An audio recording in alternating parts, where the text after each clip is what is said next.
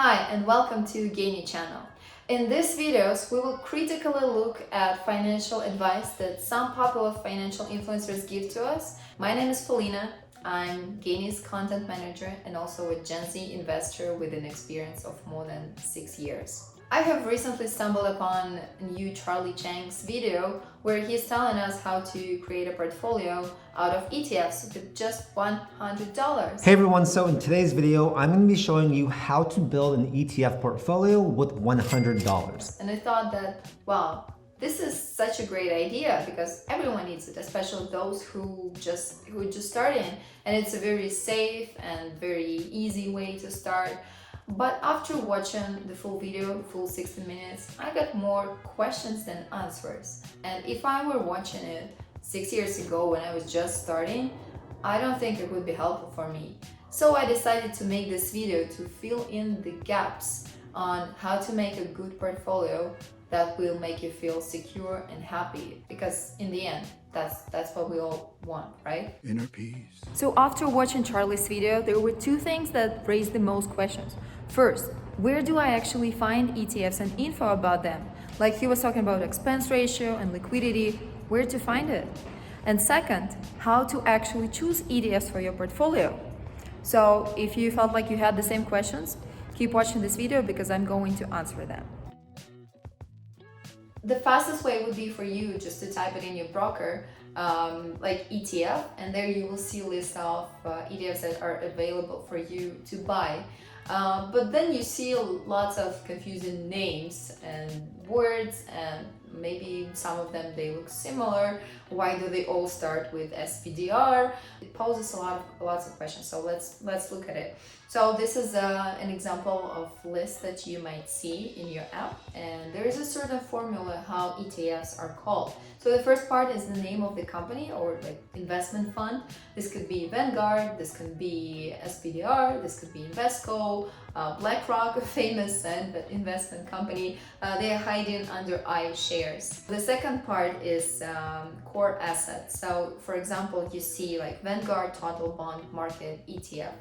What means is that the company Vanguard holds ETF that buys total bond market. So if you want to be part of it, you would just buy this ETF. Or for example, iShares Core S&P Small Cap ETF. So what it means is that BlackRock company holds the fund that buys small cap US companies.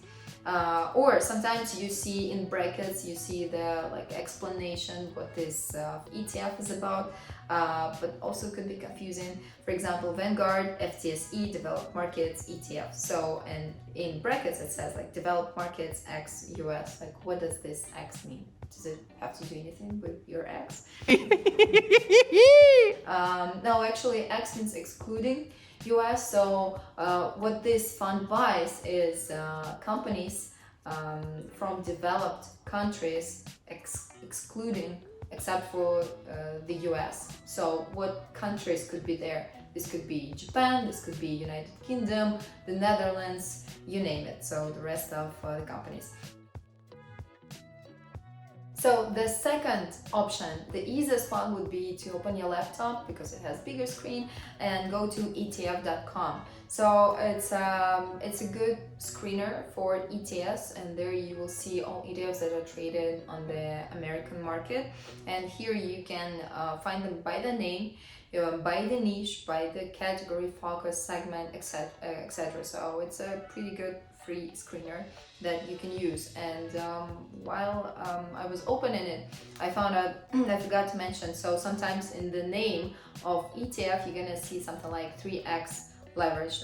What it means that it has leverage in it, and anytime the core asset is growing 1%, this ETF is growing 2% or 3%. So just because it has leverage. Or sometimes you're gonna see something like 3x inverse leveraged ETN. What it means is that it acts in the opposite direction to the core asset. So if something is falling 1%, this ETF is growing, well, in this case it's 3%. Or the opposite. So if something is growing 1%, this ETF would be falling 3%. This is a good way to speculate on market fluctuations that are happening now, for example, because of the Fed interest rate spikes, because of I don't know, many things that are going on in the world that destabilize the situation. Market is very volatile, and buying leveraged ETFs could be the easiest way to play. So instead of trading with like some separate individual stocks, you can play with the whole market, but be careful because it's time sensitive, and you are not supposed to hold it for a very long time. If it's an interesting topic, let me know in the comments. Maybe I should do a video on some secure trading techniques. In this website, you can also see very clearly in these two columns expense ratio and AUM, assets under management, which is basically like how much money does the fund have in this particular ETF. This is what Charlie meant under liquidity. So the more, the better. So the second question was, how do I actually choose ETFs for my portfolio? In the description to the video, Charlie says that he would give us a step-by-step guide for beginners to build a solid portfolio out of ETFs. But based on the video, it seems that he only has 3 ETFs in his portfolio. 2 of them are for S&P 500, one is for the general US market, which I don't get. Why would he have 3 very similar ETFs? But anyway, it is a solid portfolio because the US market is solid and it's a very diversified tool. But first of all, why would you have 3 of similar ones?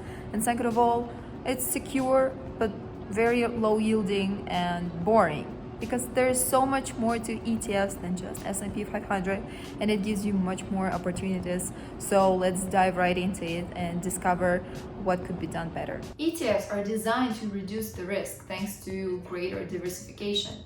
And the main question is, when would I need this?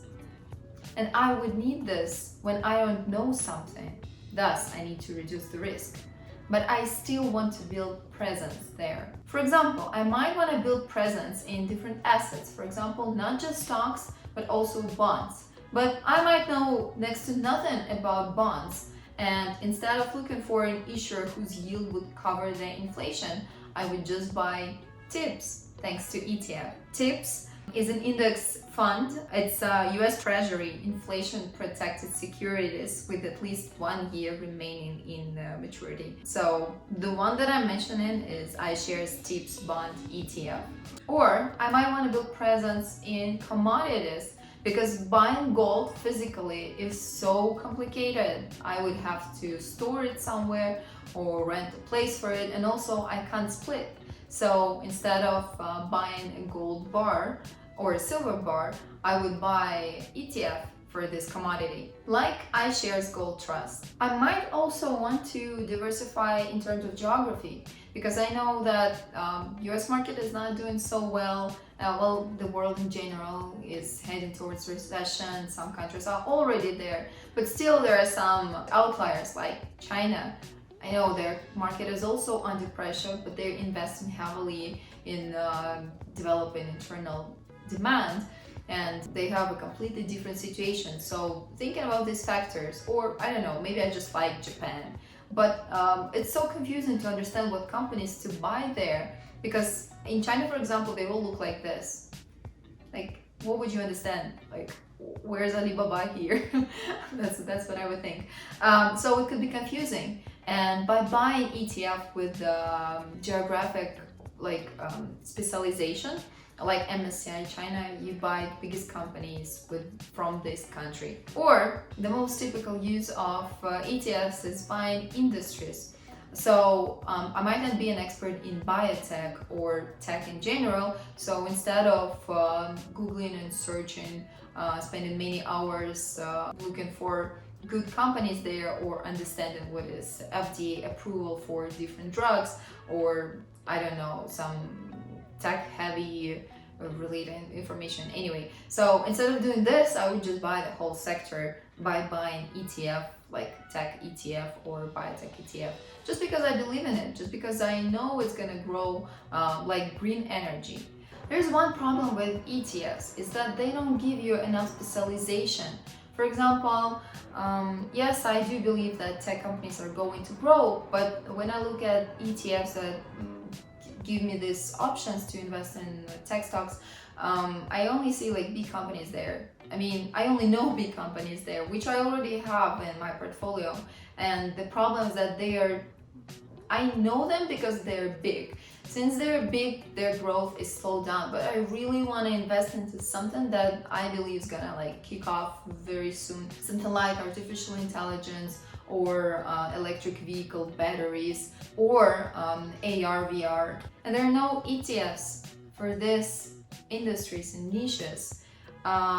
In this case, I would invest in TTFs. TTFs are thematic trading fractional collections of stocks built around a specific niche or cause. For example, not just tech stocks in a broad sense, but this could be 3D printing companies, cloud computing systems, BI and analytics platforms, so which is kind of rare. So it gives you even more specialization, or they can be devoted to one cause.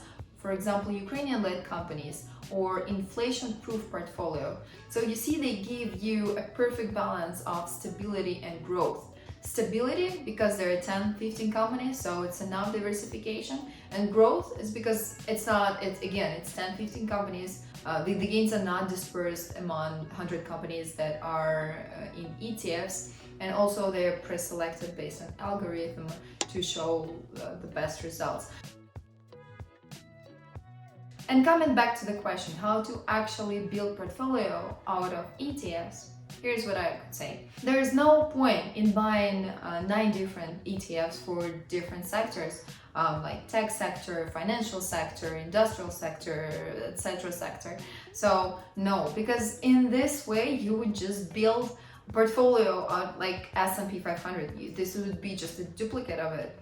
So buy S&P 500 ETF. This is gonna be your fundamental asset in the portfolio, and in this way you're gonna get like the proven average market year return, which is around 10% in the past 15 years. And on top of this basement, you would build a layer of geographical diversification. You would buy ETF for countries that you believe will grow, or don't. Maybe you are just believe in the US economy, which just historically has been strong. So it doesn't matter, it depends on your priorities. But I would recommend to diversify geographically too. So if not US, think about Europe, think about Australia, or developing countries if you want to be more risky and believe they're gonna grow faster. So like India, China, South Africa, Brazil, these kind of countries. Anyway, so, and on top of this, again, gold, right? ETF for commodities is a very good asset because gold is historically is considered an inflation-proof asset, although this year it's not performing well. But again, like you are not guaranteed any results in the market. And lastly, so once you have this basement and you have started building layers, think about trends. Think about investing in topics that you care about the most, or you know the most, or you don't know but you believe in them the most. Like I believe in cloud systems, cloud computing, and I want specifically this, or like artificial intelligence, I think I have already mentioned. Or this could be something time sensitive, so like trending, for example, agriculture. You know, Russia and Ukraine are one of the largest exporters of grains, so of course this affects the prices on agriculture inputs around the world. So thinking about this short-term trend and buying it, you could get extra profits on this. Talking about picking ETFs from your broker or from the screener that I have mentioned before, as it's no rocket science, just go with the biggest one and with the lowest expense ratios. because they're probably the biggest funds, thus more secure. So it's that simple.